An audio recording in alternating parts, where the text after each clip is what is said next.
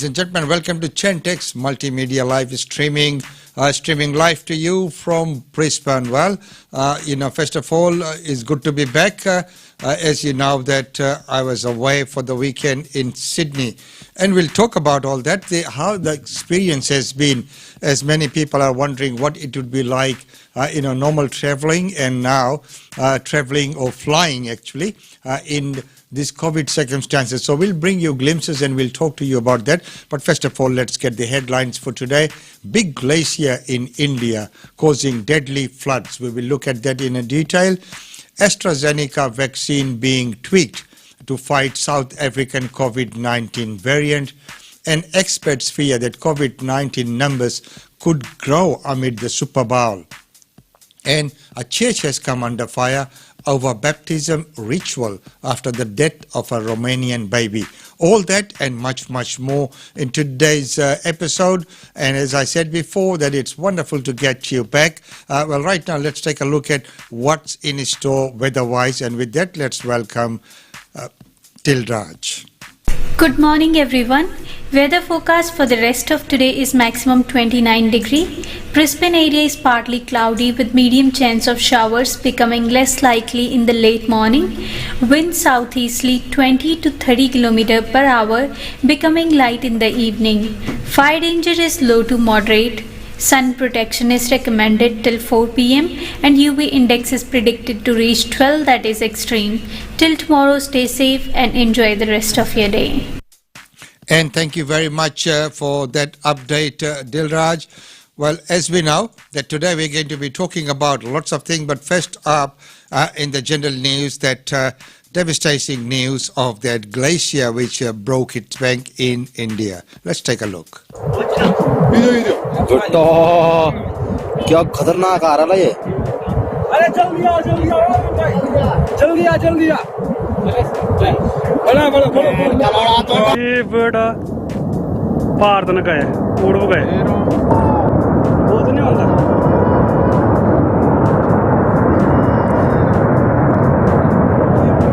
देखिए भाई तूफान आ रहा जबरदस्त कंपनी की तरफ जा रहा है ये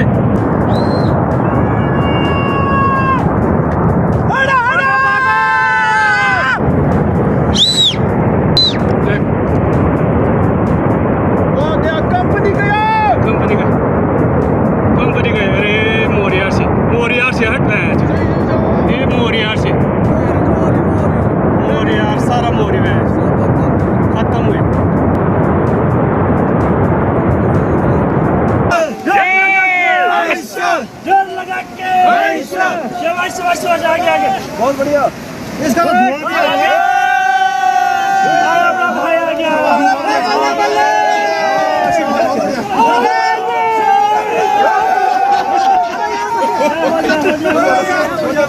पड़ेगा तो नई जिंदगी बोलू के लिए तो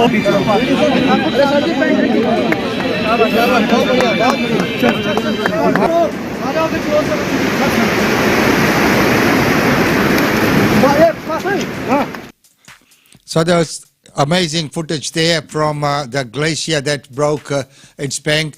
Siege operations have been launched after the part of Himalayan glacier broke, sending a massive flood of water, as you could see from that, and debris slamming into the dams and damaging a number of homes in India.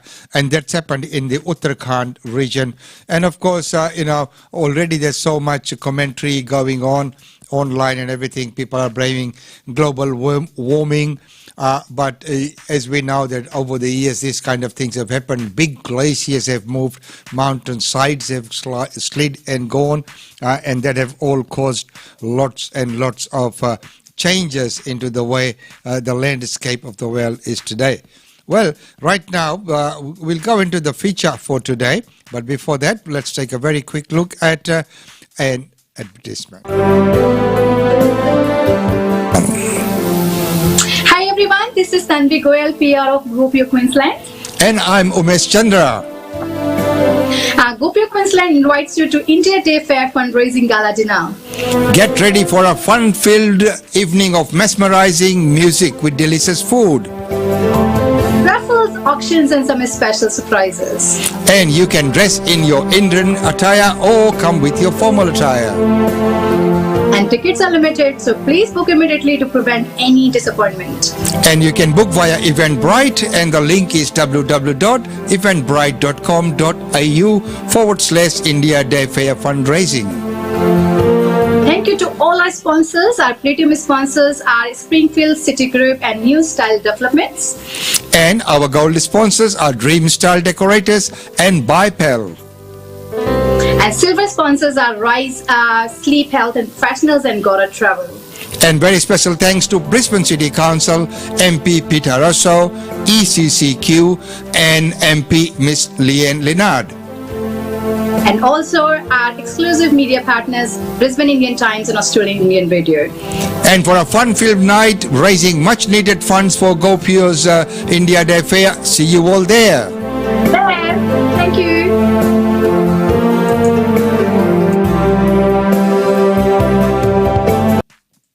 Yes, we'd love to see you all there at the India Day Fair's fundraising event there. Well, right now we'll go into the feature for today, as we were talking about traveling around this time, and everyone have been talking. We have seen some pictures, and as Tanvi has been arranging some of the people going back to India and other places.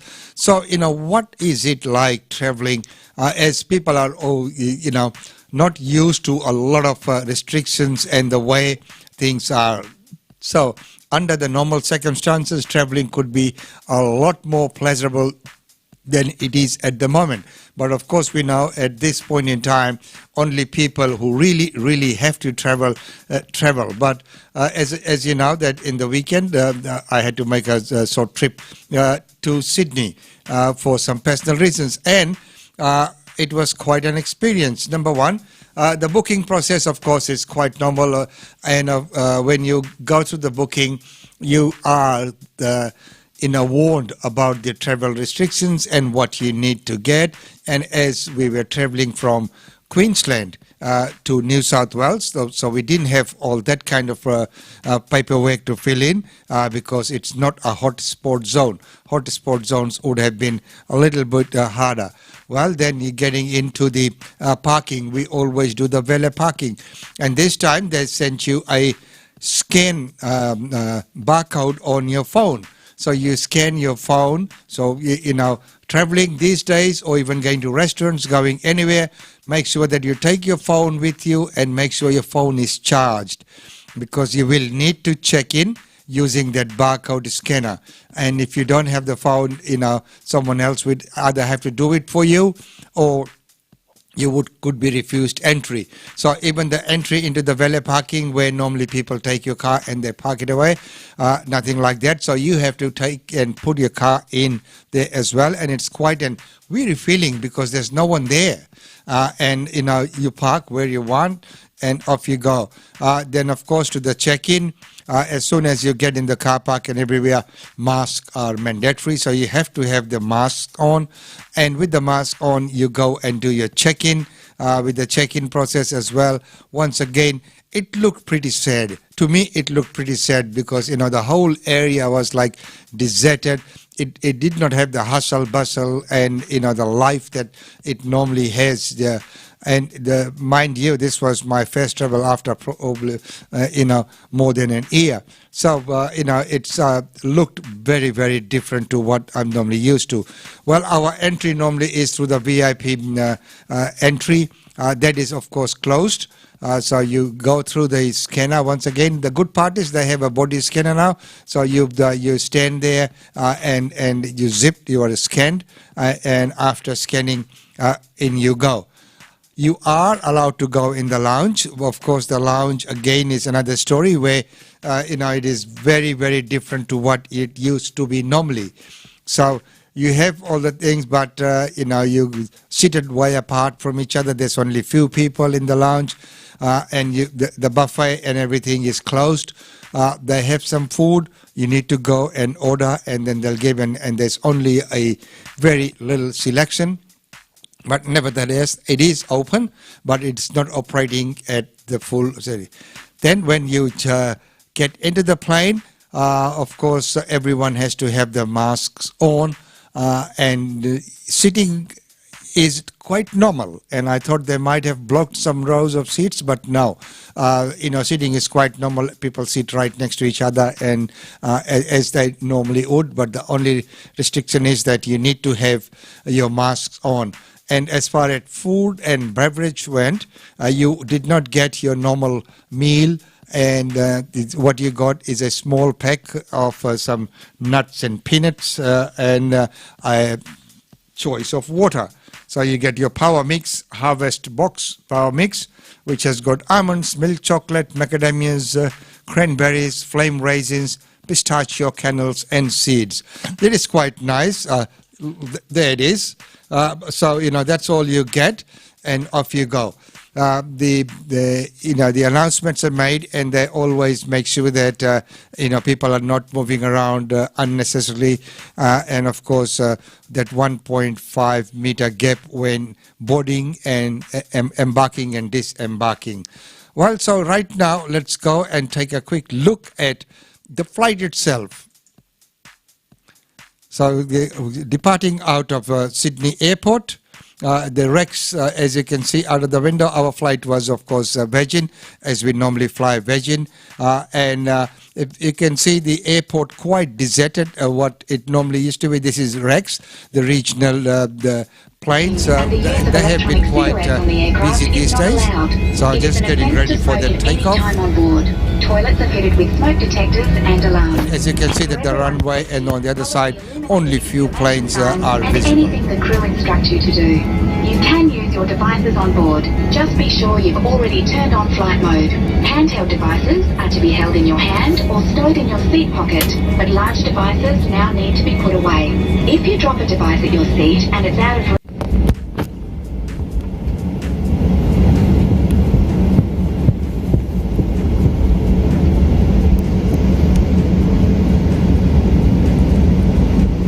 So getting ready to take off from Sydney.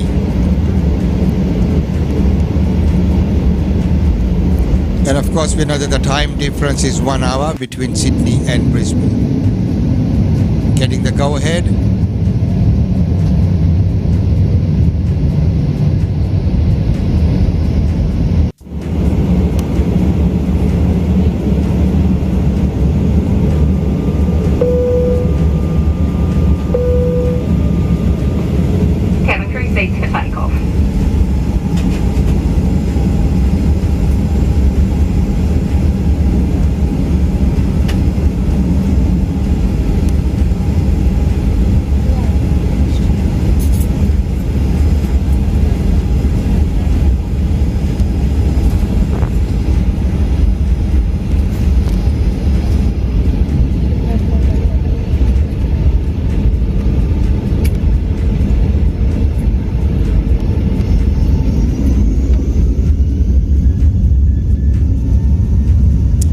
Afternoon flight departing Sydney at 6 p.m.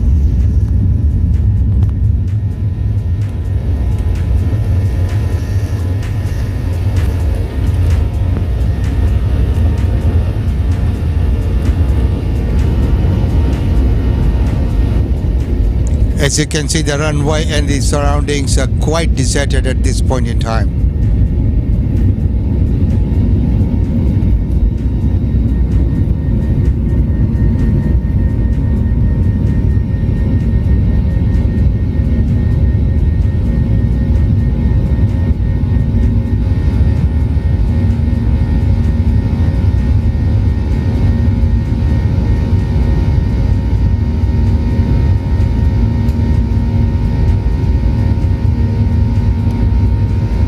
Quite a smooth takeoff.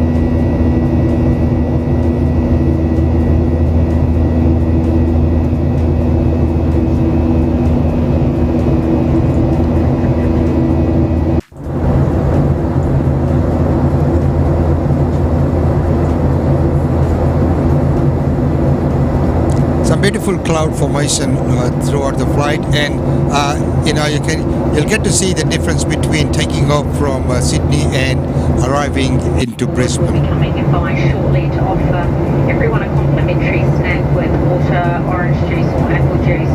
Remember, if you drop your device and it's out of reach, don't move the seat and just ask for help. We want to reassure that to ensure a safe and clean environment on board, our aircrafts do undergo rigorous and thorough nightly cleaning.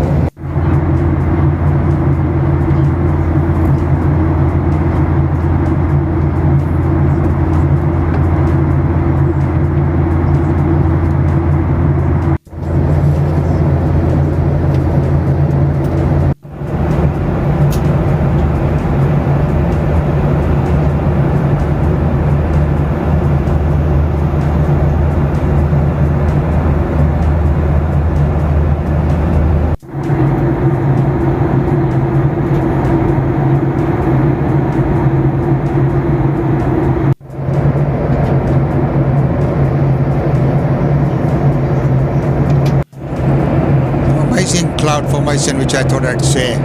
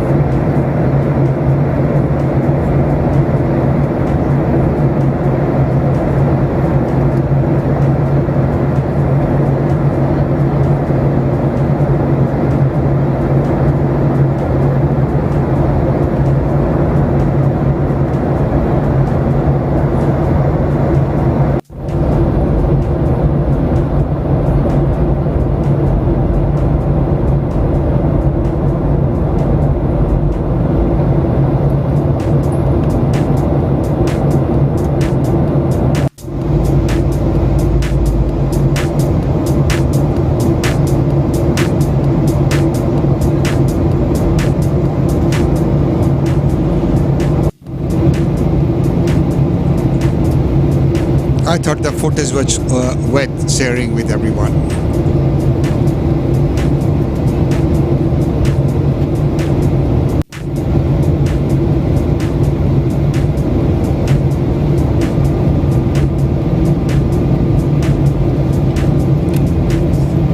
A beautiful sunset over Brizzy.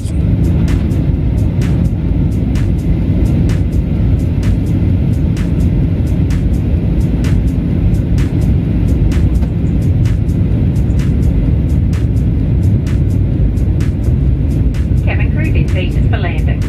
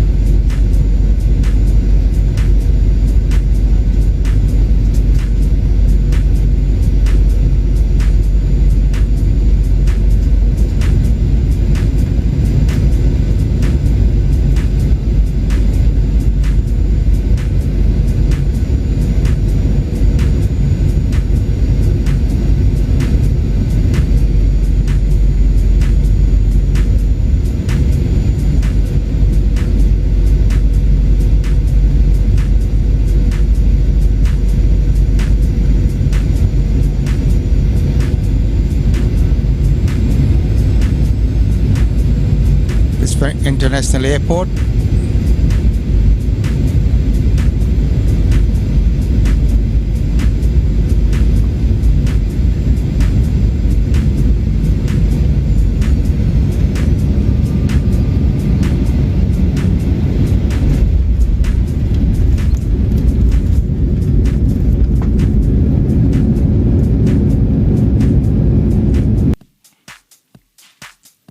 So, ladies and gentlemen, there you go. The flight from Sydney. I thought I'd say that experience something different. As we know, people have not been traveling, and what it is like to be traveling at this point in time, it's quite different from what you would normally be doing.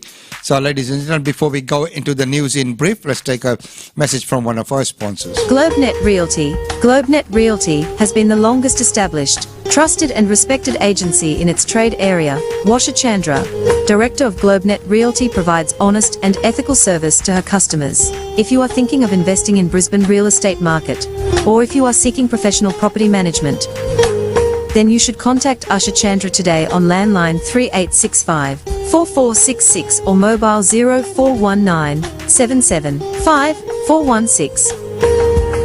And for further updates, log on to our website www.globenetralty.com.au. GlobeNet Realty is your own local real estate agency. Situated at Shop 52281 Sandgate Road, Boondall. GlobeNet Realty. Real estate is our world.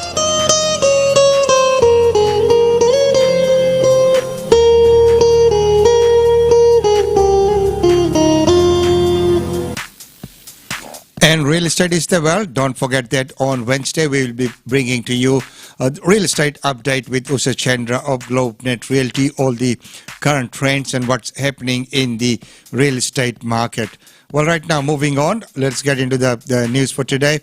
Well, first of all, we'll be talking science with Dr. Carl and Queensland Government Initiative. The thing I love especially about the World Science Festival is that every year there's stuff that I had no idea was going to be on and my mind is blown, and I'm looking forward to the same thing happening again this year. My name is Carl Kuzlinski, otherwise known as Dr. Carl, and I first got involved with science as a kid when I asked my very first question, and I can't remember what it was, but the whole point of science is that it's a process of trying to understand the universe. Over the last 50,000 years, about 100 billion people, humans, have been born and died, and for over 95% of them, their average life expectancy was under 20. And science is what has made the difference, so now somebody who's 80 years old can look forward to living until they're 90. So there you go, the Science Week. A Queensland Government Initiative, and if you can, and of course, Breeze Asia, but keep an update on what's happening so that you can take part in all of those as well. Well, we know that the next few shorts will be clips will be on the vaccine itself. As we know that AstraZeneca vaccine is being tweaked to fight South African COVID-19 variant.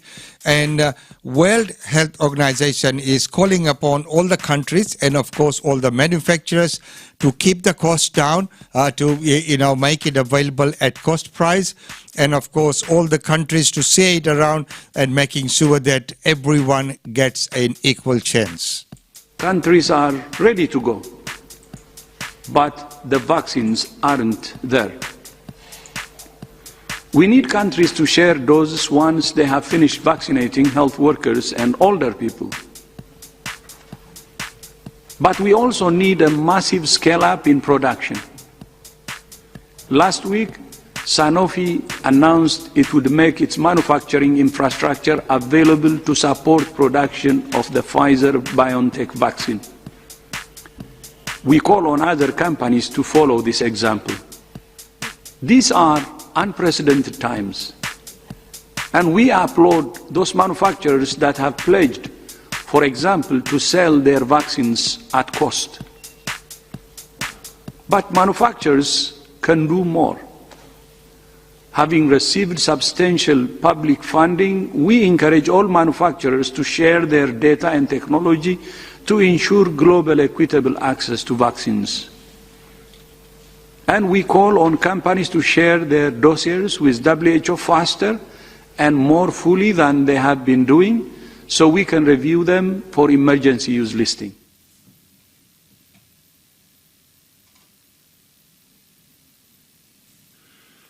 And of course, that goes without saying that we all need to do our part. And of course, all the countries need to say the vaccine around. And of course, the onus is on to the manufacturers as well. Well, let's take a look at AstraZeneca and its rollout actually in Europe.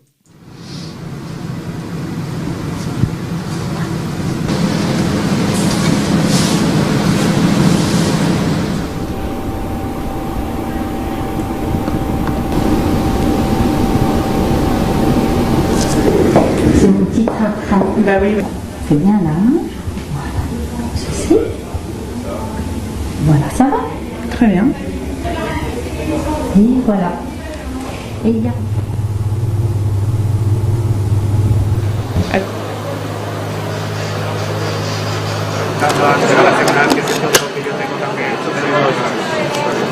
Quieren abrir una cafetería oficial, pero a mí me parece... Te quedó mejor a ti.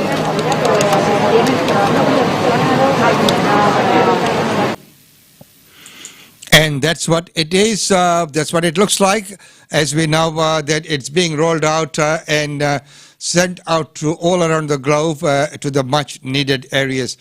Of course, when it is that much in demand, and that's what everyone's been working towards the vaccine, we have to make sure that it does not go to waste, that it's utilized properly, it's administered properly, and that we need to take precautions. These vaccines are incredibly precious. Now, they are more difficult than your normal flu shot, for example, because most times people have had flu shots, they come in these pre sort of filled syringes, which makes them very easy. You just put a needle on it and you basically pop it in the individual's arm.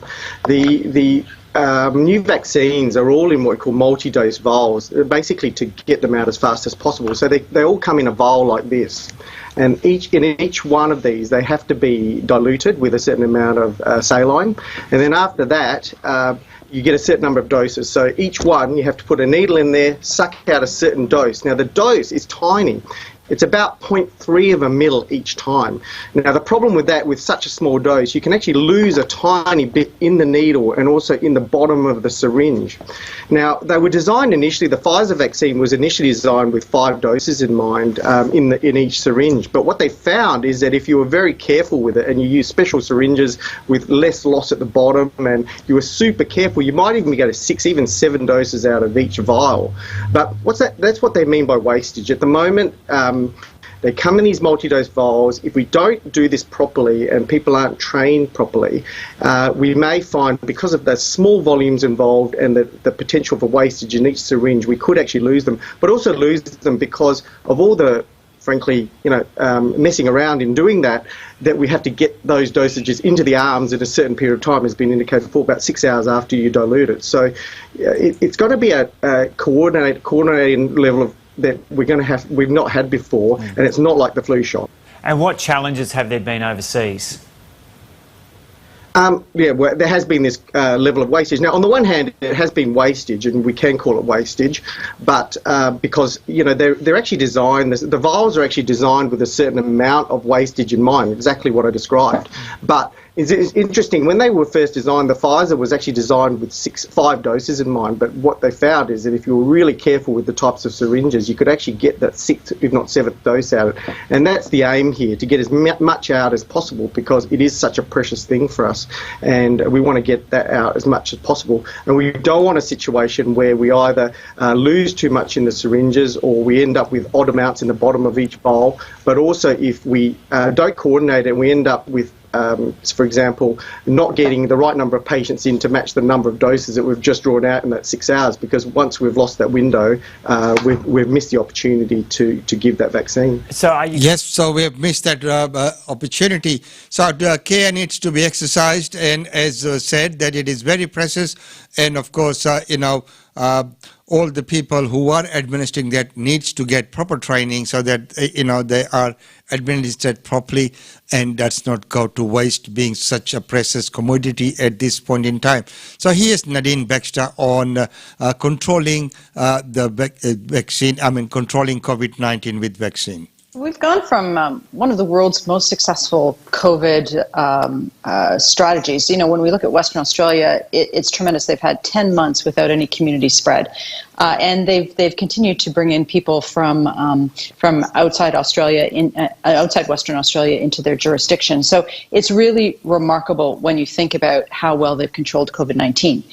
But given that, their society is pretty free. It's free in a way that we're not in Victoria, we're not in New South Wales, in terms of the ability of people to mix, the fact that they're kind of living their lives as if COVID didn't exist. So now when you have someone who may have been in the community for 4 to 5 days in an infectious state, it's possible that the virus has spread widely. And it's likely a more infectious variant of the virus, either the UK virus or the South African variant of the virus. So there's even more potential for it to have spread widely. So, you know, I think this is a precautionary approach. It's an approach that's been taken in, you know, several other states, Queensland and South Australia, and has managed to avoid, you know, a 2-month kind of semi-lockdown in certain regions that we had in New South Wales. So I think what they've decided to do is lock down hard so that they can assess how far this has spread, and then go from there. Obviously, what they had in place seemed to work with the old variants of COVID-19, similar to Queensland. There weren't, and New Zealand as well. Not too many leaks from hotel quarantine. But now with this more infectious variant, you know, we all have to up our game. And some of it's just unfortunate timing. You know, Western Australia was going to be implementing daily COVID-19 testing for their hotel quarantine workers. They had a pilot program in place, but not in the hotel that this individual worked. So, you know, a week or two from now, this person would have been tested every day, but right now they weren't. So I think that we have to be more nimble. COVID-19 is very nimble. It's changing. It's not staying the same. So we have to be ready to keep up with it. And so I think that there was a bit of a lack there. But what we've seen in other countries is when they don't press hard to get COVID-19 as low as possible, to essentially eliminate it from community spread, what happens is when they open up, it just sprouts again. So if you have COVID-19 in your community and you open up, then it's just going to become another wave. So if you if you open up, and if you open up too quickly without there will be another wave, as Nadine Baxter has just said there. Well, right now let's take it to Victoria and see what is the health advice out of Victoria. This is not over, this particular set of public health outbreak circumstances. We've got some way to go. I do have an update also in regards to the gentleman who's been continuing to help us, the young man from Noble Park. Out of an absolute abundance of caution, we've expanded the 17 very primary close contacts that he's had, his family members, those people he's been socialising with. We've expanded that upon advice from the public health team to a further 4 people who have had more tangential but nonetheless real contact with his household. So we've expanded that group to some 21 over the course of the weekend. All of those extra 4 people have been tested, they've returned negative tests, and they are also isolating for the course of 14 days since their exposure to that young man and his household. It is reassuring that all of those tests continue to be negative, but I do also point out that when you add all of that up together, that's now well and truly over 1,100 people who are out there isolating across the state, across Melbourne, so we can all stay open. They are the real heroes of this response. In order to act quickly, we have our own infection prevention control steering group within CQV, which has public health experts on it, and they have indicated to us a couple of changes which we have immediately put in place. So as at Thursday evening, we have now all our staff are in face shields and the surgical mask. So this was the advice from the infection prevention control experts, that was a better option than the N95s in terms of actually potentially long-term security and how they're operated by our resident support officers. Of course, we continue to use the N95s and the face shields in the case of when they're dealing with infectious people and also when they enter rooms, which is rare but occasionally occurs in a medical emergency. Secondly, we have also started a ventilation review. We don't think at this stage this is about ventilation, but again, we're not leaving any stone unturned. We rejected a number of hotels at the time, and the ones that we have used throughout this program are hotels that do not share air between rooms or into common areas. But we're looking at, is there anything else we can do to strengthen our ventilation systems across our hotels? And we have employed an occupational physician, a specialist in this area. It's a very specialised area, and they will work with the engineers on looking at each of the hotel ventilation systems.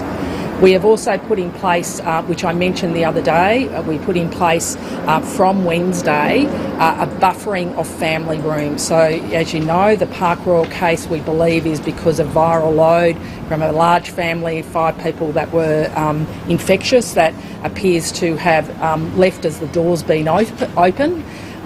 So we have put in place a buffer around large families in all our hotels. We've taken about 140 rooms out of the hotel quarantine system as a result of that. We're also now ensuring that any deliveries or meals are staggered so that you minimise any risk of a door opening at the same time, and that was implemented as well from Thursday. So all of these changes are about acknowledging that this is a changing virus. It is mutating, it's changing, it's showing us new things. We said that we put in place the most robust program at the time, and I believe that is the case, and we are now putting in place changes to ensure that Victoria continues to put in place best practice when it comes to infection prevention and control. So when it comes to that control, see the measures that have to be taken. There's so much that really needs to go on before everyone's controlled now. Who would have thought that just opening a door next door, so that the opening of the doors are planned to be staggered as well, so that and the food deliveries are going to be staggered as well. So an extreme measures that really need to be taken, but well done on everyone who's administering and doing that. Well, right now, as we saw, we began with that disastrous news coming out of Uttarakhand in India of the glacier breaking its bank. Well, right now in Australia, in the 2 areas that we have got floods, first we'll go to Western Australia and have a look at what's happening there. And last week we saw similar scenes coming out of Fiji.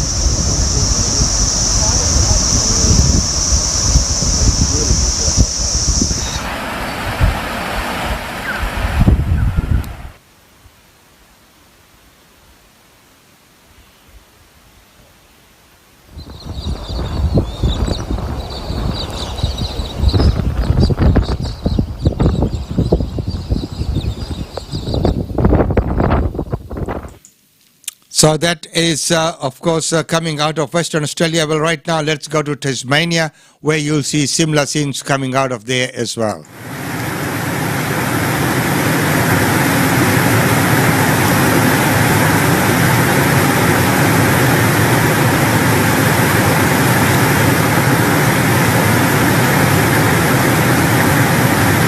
My chairs, my outdoor setting.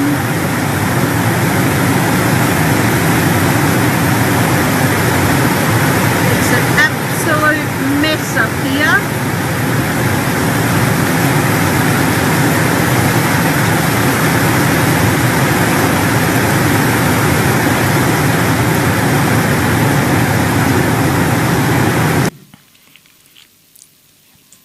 So there you go, those scenes coming out of Western Australia and of Tasmania. And as I said before that, we had seen similar scenes coming out of Fiji last week as well. And there's so much relief work that's going on there in Fiji as well. Well, right now, let's take a look at some upcoming events. First of all, Go Piers. Hi everyone, this is Tanvi Goyal, PR of GoPio Queensland. And I'm Umesh Chandra. GoPio Queensland invites you to India Day Fair fundraising gala dinner. Get ready for a fun-filled evening of mesmerizing music with delicious food. Raffles, auctions and some special surprises. And you can dress in your Indian attire or come with your formal attire. And tickets are limited, so please book immediately to prevent any disappointment. And you can book via Eventbrite, and the link is www.eventbrite.com.au/India Day Fair fundraising. Thank you to all our sponsors. Our platinum sponsors are Springfield City Group and New Style Developments. And our gold sponsors are Dream Style Decorators and Bipel. And silver sponsors are Rise, Sleep Health and Professionals and Gora Travel. And very special thanks to Brisbane City Council, MP Peter Russo, ECCQ, and MP Miss Leanne Leonard. And also our exclusive media partners, Brisbane Indian Times and Australian Indian Radio. And for a fun-filled night, raising much-needed funds for GoPio's India Day Fair. See you all there. There. Thank you.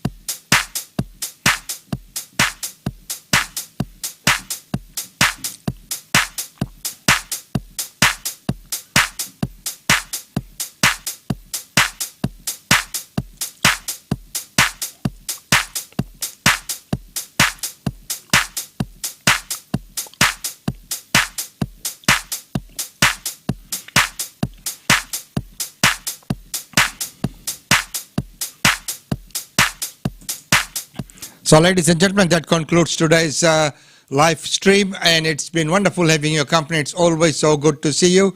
And as we had that sad experience today of the flight, and we have been asked many times that you go to many places and functions, share some clips and experiences from those functions and events, and that's what we're trying to see. We'd like to see how you feel about that, because all the normal news everyone sort of gets as well, but we'd like to bring to you those updates as well, and as and when there are coverage from functions, events, and things that are happening around, we will bring them to life and share with you, because that's the call of the day. Something unique, something that you have said, or witnessed, that you can share with others as well. So until tomorrow, it's goodbye from me. Enjoy the rest of the day, but most importantly, please remain safe.